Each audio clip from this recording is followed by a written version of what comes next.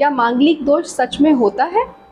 इसके हिसाब से एक मांगलिक की शादी दूसरे मांगलिक से होनी चाहिए। और जैसा कि गूगल पे लिखा हुआ है उस हिसाब से अगर हम चलें तो 70 to 80% इंडिविजुअल्स आर मांगलिक। तो इसका मतलब मांगलिक के साथ मांगलिक की ही शादी होगी तो ही सही है। देखिए, मेरे हिसाब से मंगल दोष एक बहुत ही हाइप्ड अप दोष है। इसको बेकार में, फिजूल में बहुत ज़्यादा हाइप अप किया गया है। इतना मंगल दोष या मांगलिक दोष से डरने की ज़रूरत नहीं है। अगर आपको लगता है कि आप सिर्फ मंगल दोष की वजह से कोई रिश्ता अपने हाथ से जाने दे रहे हैं, आपके बच्चों का रिश्ता कहीं हो रहा है और लड़का या लड़की मांगलिक है, तो आप उस हिसाब से उस रिश्ते को छोड़ रहे हैं, तो आप एक बहुत बड़ी गलती कर रहे हैं। मंगल दोष बहुत ही डिफरेंट होता है, वही बताने के लिए आज मैं आपके पास आई हूँ। मांगलिक दोष का एक बहुत ही रैशनल और लॉजिकल आपको जो मीनिंग है, जो वर्जन है, वो बताने के लिए मैं आज ये वीडियो बना रही हूँ। My name is Reena Sharma, I am an astro adviser and you welcome to my channel Paramaksha astrology. शास्त्रों की माने तो क्लासिकल बुक्स में हमारे सेजेस ने लिखा है, अगर किसी का मंगल पहले, दूसरे, चौथे, सातवें, आठवें या 12वें घर में है उसके बर्थ चार्ट के, तभी उसे एक मांगलिक कहा जा सकता है। अब यहाँ पे क्वेश्चन आता है कि मांगलिक है तो कितना मांगलिक है? क्या वो घोर मांगलिक है या उसका मंगल बहुत ही माइल्ड मंगल दोष लेकर आया है? और कई कई केसेस में तो ऐसा होता है कि वो मंगल दोष निगेट ही हो जाता है, वॉइड हो जाता है, नलीफाई हो जाता है, जिसे हम कहते हैं कि मांगलिक दोष की काट हो गई। और हमारे ऋषि मुनियों ने, हमारे सेजेस ने ऐसा सिर्फ इसलिए कहा था क्योंकि इन घरों से मंगल 7th हाउस से या 7वें घर से, जो कि स्पाउस का घर कहा जाता है या जिसे हम कलात्र भाव भी कहते हैं ज्योतिष में, उस भाव से कनेक्शन बनाता है। और अगर मंगल कनेक्शन बना रहा है इन भावों से और मंगल एक क्रूर ग्रह है, तो कहा जाता है कि वो कोई ना कोई एडवर्स इफेक्ट तो देता ही होगा। तो उसको उन्होंने मंगल दोष के नाम से अपनी मतलब किताबों में, क्लासिकल बुक्स में लिख दिया गया।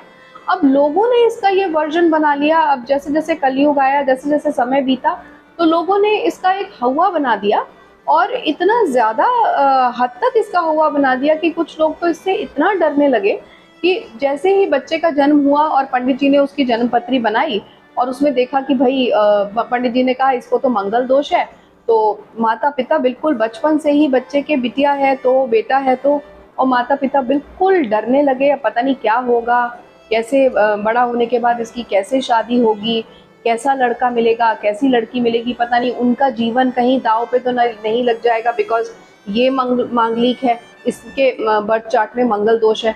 इतना ज़्यादा वो परेशान हो जाते हैं कभी कभी तो, कि उस हद तक कि जब शादी का टाइम आता है बच्चे की, तो वो इधर उधर मारे मारे फिरते हैं, ये पूजा करा रहे हैं, इन पंडित जी को मिल रहे हैं और पता नहीं क्या क्या।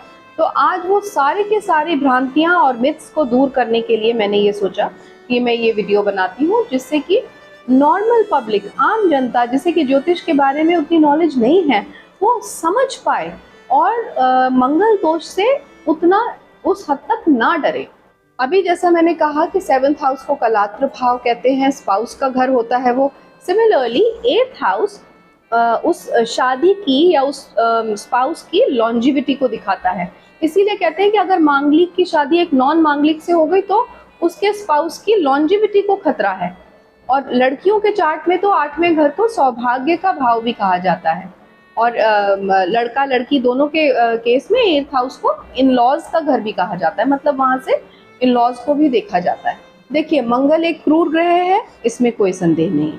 मंगल अगर इन भावों में बैठा हो जो मैंने अभी मेंशन करे, पहला, दूसरा, चौथा, 7वां, 8वां और 12वां, इन भावों में अगर आपकी कुंडली में या आपके बच्चों की कुंडली में मंगल बैठा है तो वो मंगल दोष का निर्माण कर रहा है, नो डाउट्स अबाउट दैट।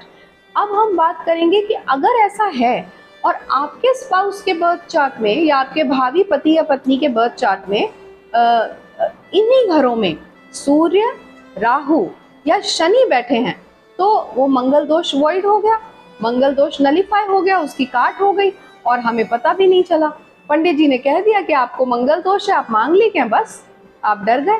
आप ये देखिए कि जिससे आपका विवाह हो रहा है या हो चुका है, उनके बर्थ चार्ट में क्या इन 6 घरों में जो मैंने अभी मेंशन करे सूर्य, शनि, राहु जैसे क्रूर ग्रह बैठे हैं?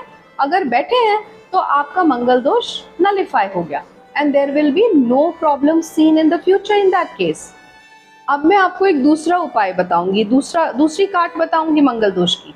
वो है कि अगर आप मांगलिक हैं और आपके भावी पति या पत्नी या आपके ऑलरेडी जो स्पाउस हैं उनके चार्ट में चंद्रमा 1, 4, 7, 10 यानी कि केंद्र भावों में बैठा है और बृहस्पति की दृष्टि उसके ऊपर पड़ रही है, तो भी मंगल दोष भंग है, तो भी आपको डरने की कोई ज़रूरत नहीं। अगर कोई जातक मांगलिक हो और उसकी शादी या उसका विवाह ऐसे किसी जातक से हो जो एक मंगल की राशि में जिसका जन्म हुआ हो, जैसे कि मंगल की राशियां कौन सी होती हैं? एरीज यानी कि मेष, स्कॉर्पियो यानी कि वृश्चिक। अगर इन राशियों में आपके स्पाउस का या आपके होने वाले स्पाउस का जन्म हुआ है तो भी मंगल दोष भंग है।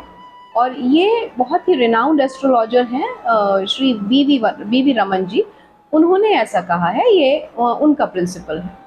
अगर आप मांगलिक हैं और आपका मंगल आपके बर्थ चार्ट में उच्च का है या नीच का है, मतलब एग्जॉल्टेड या डेबिलिटेटेड है, तो भी आपका मंगल दोष भंग हो जाता है। इनफैक्ट जो कि मंगल की हम कहते हैं जब मंगल अपना सबसे ज़्यादा इफेक्ट देता है, पीक पे होता है, दैट इज 28 एंड 30 ईयर्स, मतलब 28 साल से 30 वर्ष की उम्र के जब आप होंगे तो वो आपको बेस्ट रिजल्ट्स देगा, क्योंकि वो उच्च का है अगर या अपनी राशि में है तो वो बेस्ट रिजल्ट्स देगा। और जो ये भ्रांतियां फैली हुई हैं, जो मिथ्स फैली हुई हैं कि 27वें 28वें साल के बाद जो मंगल दोष है वो ओवर हो जाता है, खत्म हो जाता है, ऐसा बिल्कुल नहीं है, ये बिल्कुल गलत बात है और मैं इसे बिल्कुल नहीं मानती। अब मंगल दोष कह दिया आपको पंडित जी ने कि आप मांगलिक हैं, क्योंकि आपका मंगल केंद्र में बैठा है, 1, 4, 7, 8 में बैठा है।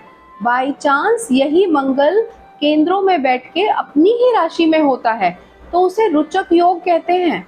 एक रुचक योग बन गया आपकी जन्म पत्रिका में। इसका मतलब पता है क्या है? इसका मतलब है कि आप अपने करियर में, अपने प्रोफेशन में बहुत उन्नति करेंगे, बहुत ऊंचा जाएंगे। ये एक बहुत ही मार्वलस योग माना जाता है, तो इसलिए मांगलिक दोष का तो सवाल ही नहीं उठता। अगर मंगल दोष आपकी कुंडली में है और आपके काउंटर पार्ट की चंद्र कुंडली में है तो भी ये नलिफाई हो जाता है। अच्छा, दूसरी बात, अगर मंगल दोष आपके 7वें घर में बन रहा है, मतलब मंगल आपके 7वें घर में बैठा है, तो हाँ, ये वहाँ थोड़े बुरे इफेक्ट्स दे सकता है। कैसे? कि आप अपने करियर में बहुत ऊंचा जाएंगे, आप बहुत तरक्की करेंगे उस वजह से, क्योंकि आप अपने करियर में बहुत बिजी हैं, अपने प्रोफेशन में बहुत बिजी हो जाते हैं, तो कहीं ना कहीं थोड़ी बहुत छुटपुट प्रॉब्लम्स आपकी मैरिड लाइफ में आ सकती हैं, क्योंकि आप उतना समय नहीं दे पाते अपनी शादी को, तो इस वजह से वो प्रॉब्लम करता है। बट मांगलिक होना या मंगल दोष की वजह से कोई बहुत मेजर नुकसान होना, ऐसा मैं नहीं देखती। अगर मंगल लियो राशि में हो या एक्वेरियस में हो तो भी मंगल दोष भंग हो जाता है, क्योंकि जैसा मैंने पहले कहा, सूर्य, राहु या शनि की राशियां हों या वो प्लैनेट्स बैठे हों मंगल के काउंटर पार्ट के चार्ट में, तो भी मंगल दोष भंग होता है। तो इस वजह से लियो क्योंकि सूर्य की राशि है और एक्वेरियस शनि की राशि है, इस वजह से वहाँ पे मंगल दोष भंग हो जाता है। देखिए कितने सारे केसेस में मांगलिक दोष खुद ब खुद नलिफाई हो रहा है, खुद ही वॉइड हो रहा है, आपको कुछ करना भी नहीं पड़ रहा, कोई उपाय नहीं, कोई पूजा पाठ नहीं, और आप सारे जीवन यूं ही परेशान रहे।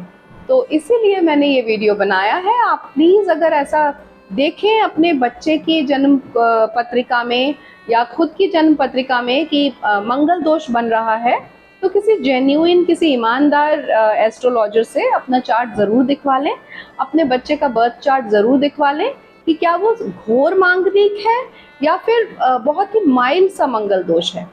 अगर वो घोर मांगलिक है तो हाँ, उसके लिए आपको कोई ना कोई उपाय करना पड़ेगा या उसी हिसाब से आपको उसका काउंटर पार्ट ढूंढना पड़ेगा। जैसे कि मैंने कॉम्बिनेशंस अभी बताए, ये तो कुछ ही कॉम्बिनेशंस थे जो मुझे याद आए, ऐसे पता नहीं और बहुत से कॉम्बिनेशंस हैं जो हमारी क्लासिकल बुक्स में लिखे हुए हैं।